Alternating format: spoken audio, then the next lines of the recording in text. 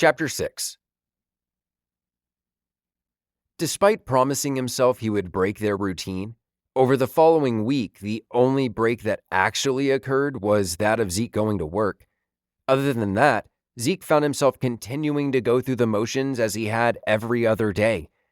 He did make another trip into Phoenix to top off his supplies, though, and now, with almost 24 cases of water and over 100 canned goods, there wasn't much more he could think of to stock up on. He had essentially found himself just sitting around, going about his routine and waiting for the apocalypse. The morning of the 13th was like any other, and Zeke found himself waking up, rubbing one out, and having his morning smoke. Nothing was different. However, there was a slightly unseasonal rain that was dropping steadily onto the house. Outside of the monsoon season, they rarely got rain in his neck of Arizona, and when it did rain, it called out to the native Floridian deep inside him. Growing up in the area of Florida called the Emerald Coast, Zeke had thunderstorms ingrained into his very being. Especially during the summer, thunderstorms would appear like clockwork, expanding and growing on the horizon every afternoon between 2 and 3. In fact, the incredible thunderstorms and their accompanying light displays were the things he actually missed the most about Florida. The water was a close second, but he had always found something rejuvenating in the rain's ability to cleanse the air. As he was letting himself take in the rhythm of the raindrops, the drops went out of that rhythm. There was a new drop, a closer drop. Zeke knew instantly that it wasn't outside. There was a leak. Realization set over Zeke as he found the dripping water. He had no idea how to fix that seemingly simple leak in his roof. If he couldn't patch a leaking roof, how did he expect life on the road would go? Not only could he not patch a leaky roof, his basic survival skills were virtually non-existent. He had no idea which plants were edible or how to start a fire without matches or a lighter. He didn't even know how to change a flat tire.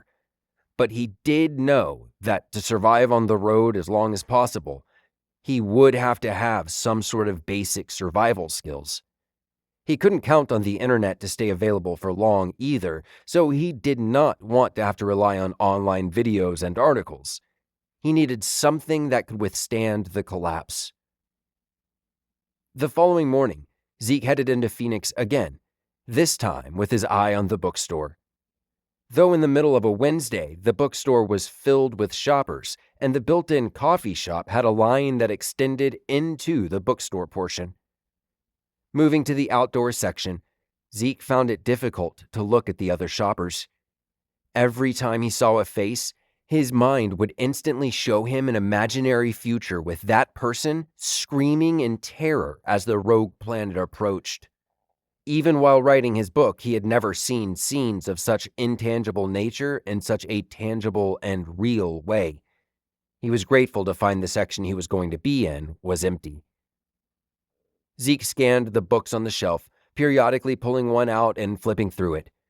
Most he put back, but after an hour, he had a stack of 4 books that he figured covered all of his bases.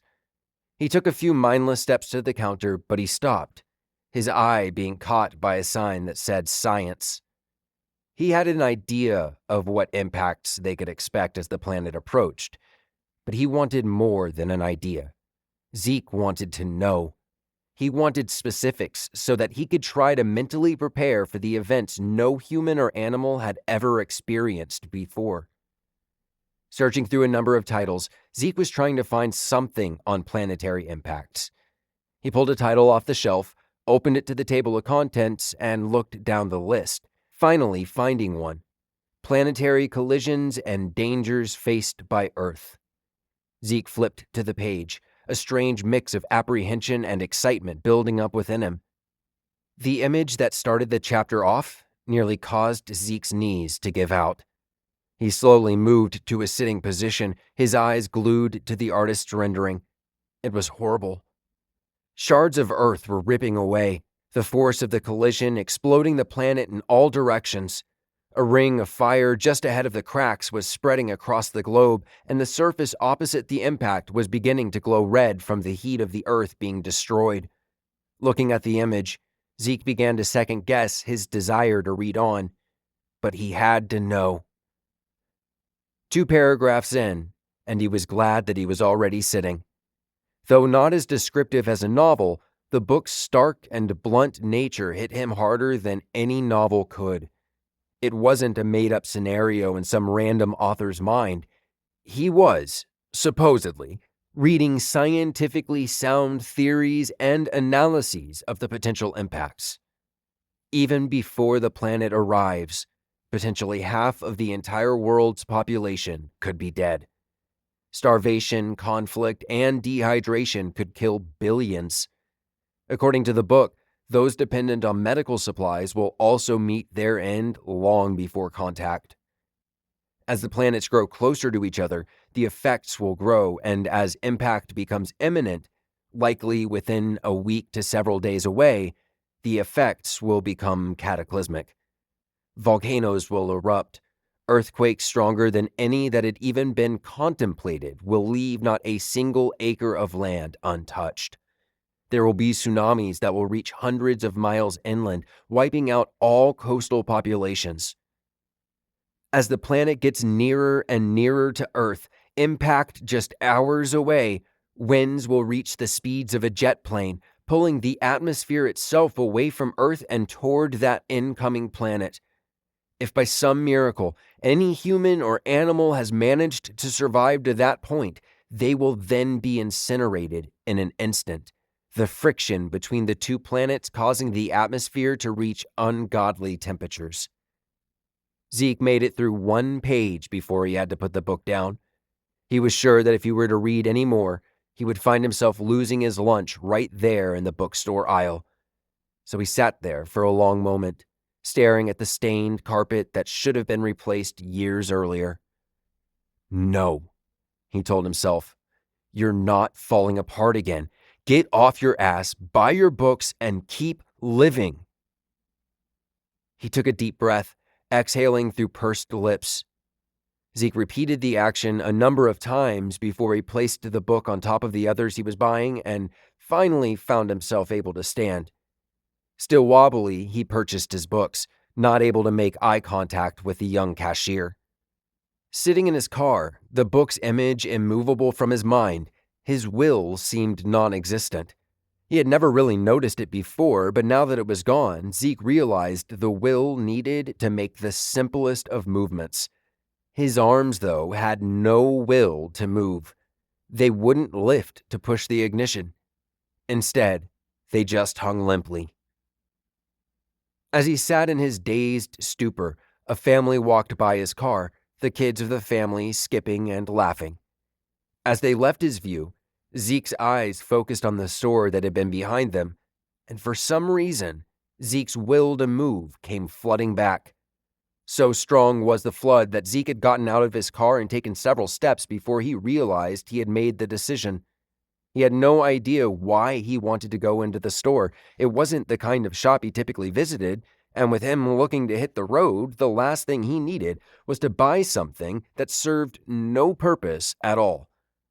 Still, though, Zeke moved to the door and walked into the antique store. The smell of age was immediate. There was a cloud of musk waiting just inside the door. It was stale, reminiscent of the smell of 40-year-old cigarette smoke. It was a smaller store, unorganized, with the aisles of items in complete disarray. The shelves were stark and metal, the lights overhead designed for a much more put-together retail display. The elderly woman behind the counter by the door smiled and greeted Zeke with a warm hello before putting her head back into the book she was reading. Zeke returned her hello and moved deeper into the store. There was a wide variety of items, with virtually no rhyme or reason as to where they were placed. Kids' toys were placed next to decanter sets, and an old boxy TV was on a shelf next to porcelain figures. Zeke had no idea why he was in there. He was no antiquer, and he had no reason to add to his collection of pointless items that were quickly becoming more of a nuisance than an enjoyment.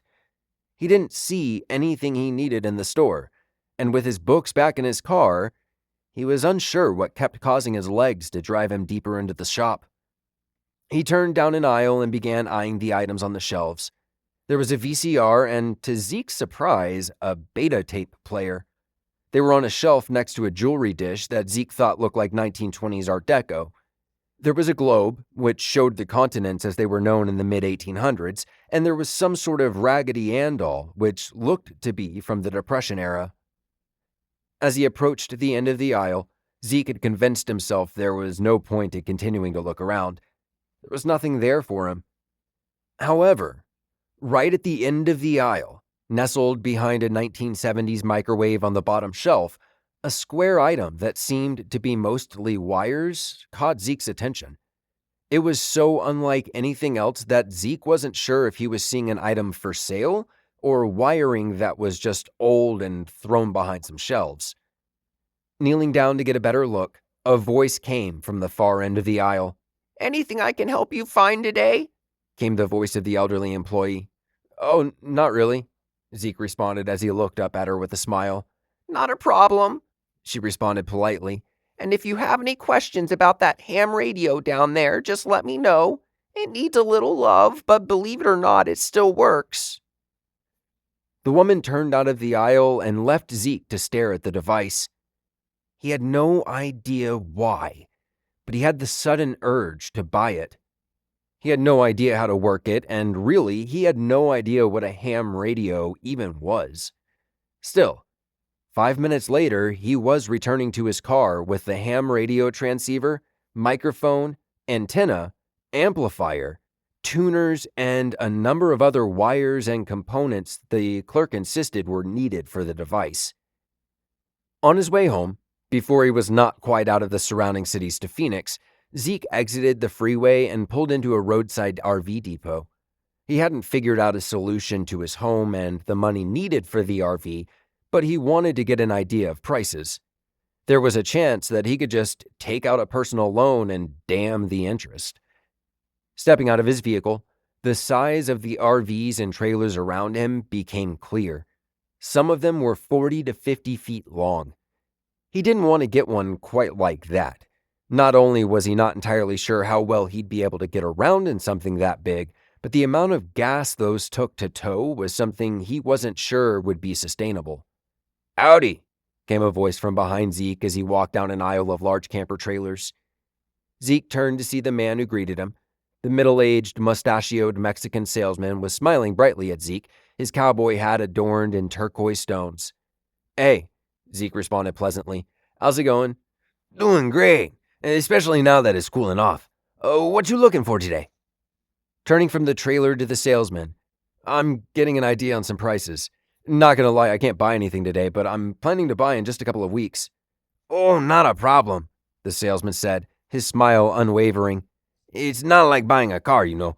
Yeah, a car is a big purchase, but I always tell people that this is more like buying a house than a car. You're gonna live in it. You gotta make sure you're happy with what you get. Do you know what you're looking at? Like what price range? You looking for a trailer you can tow behind that SUV you came in with, or you looking for something bigger?" Zeke thought about it briefly. "Well, definitely a trailer. If you've got something that my car can tow, that's definitely a bonus. Looking for something that has solar power for sure. Not really sure beyond that. I mean, I've got 2 dogs that are going to be with me. Not sure if that helps any."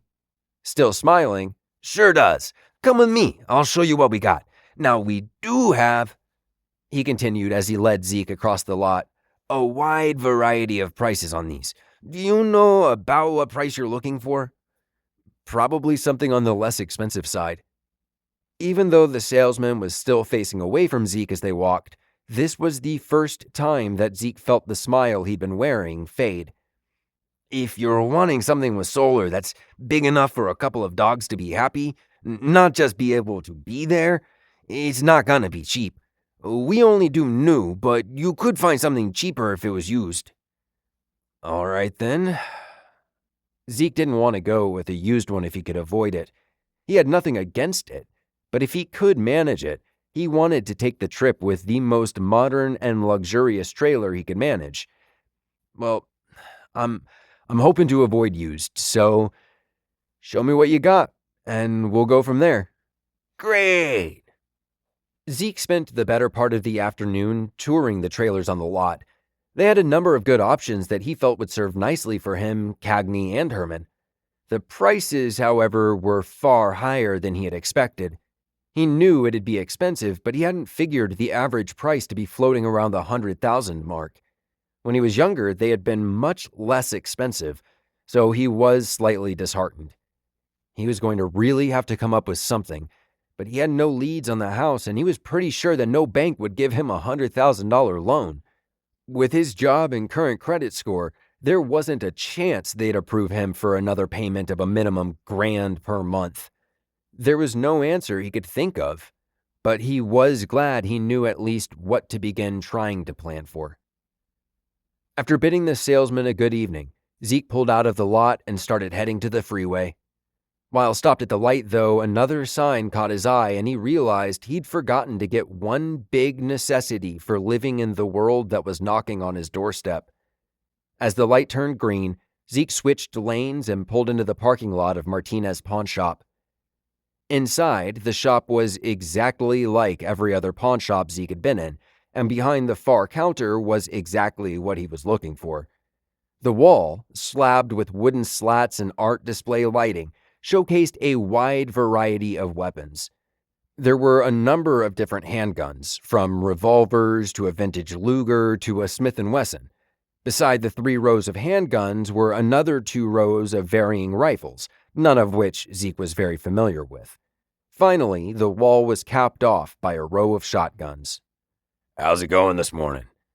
The man's voice behind the counter was ragged and gruff. Doing well. How about you?" The response was automatic from Zeke. "Good. What can I do for you today?" "Well, I'm looking to pick up a couple guns.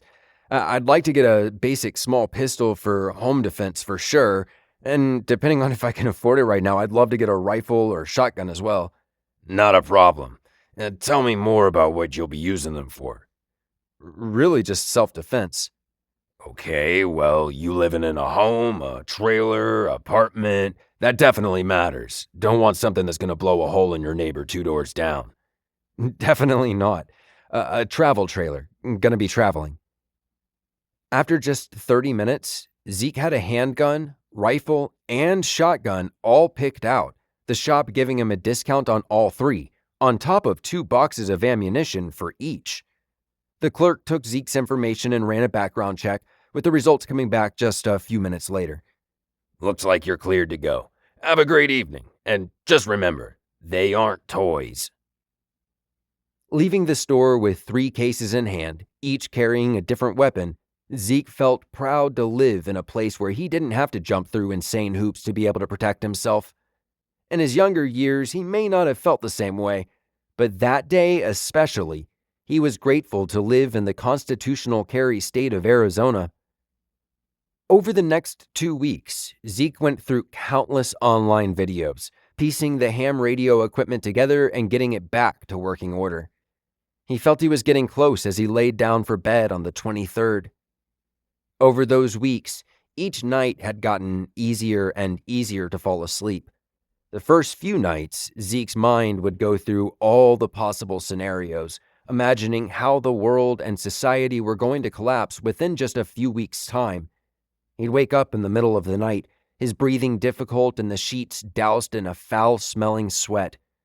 At first, he was waking up every 1 to 2 hours, but by the time he laid down to bed the night before Christmas Eve, he was only waking up once.